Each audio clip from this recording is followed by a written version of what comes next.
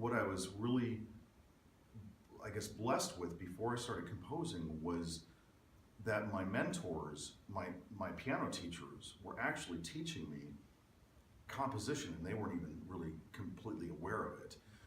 So when you're learning repertoire, you're learning composition, because when you're memorizing a piece, you have to break it down. I mean, you're really breaking everything down into so that you can memorize it. And so when you're doing that, you're actually analyzing the composition in great detail.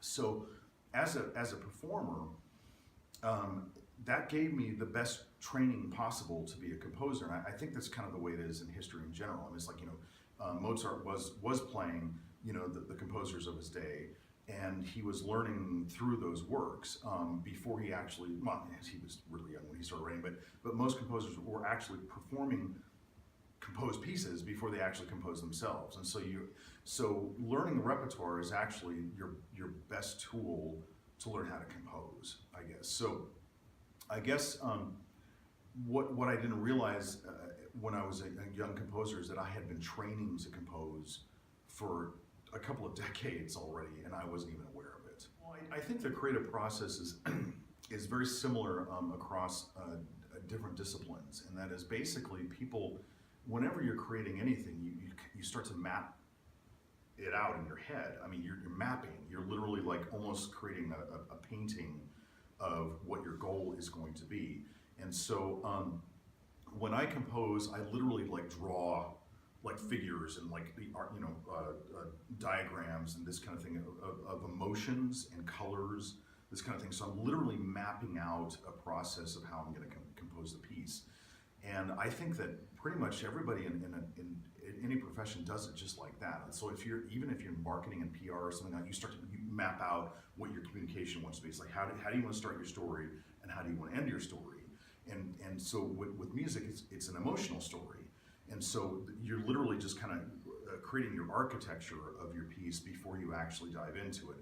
And now, how do you get there? Well, that's the part that really can't be explained. It's very irrational and it's very impulsive, but there's something inside us that says, oh, I really want to express this. And so just with that impulse, we start to write music. But I think that it's really important to actually create your architecture of your work before you actually start writing it. In terms of taking risks as a composer, that's exactly what you do as a composer. It's inherent with composing, is that you're actually taking a risk and putting yourself out there. And so it can be very, very scary.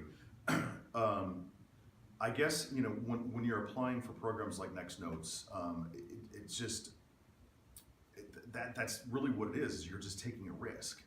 And so you don't stop taking risks.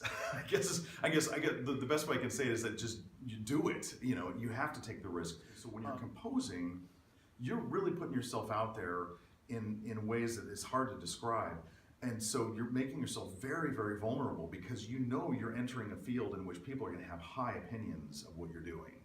And everybody has incredibly high opinions of music. It's just that way. As a composer, knowing that you're taking that risk is the biggest step. And then embracing the risk is your next step. But music is just a very, very special risk-taking place. So as a composer, just give it a shot.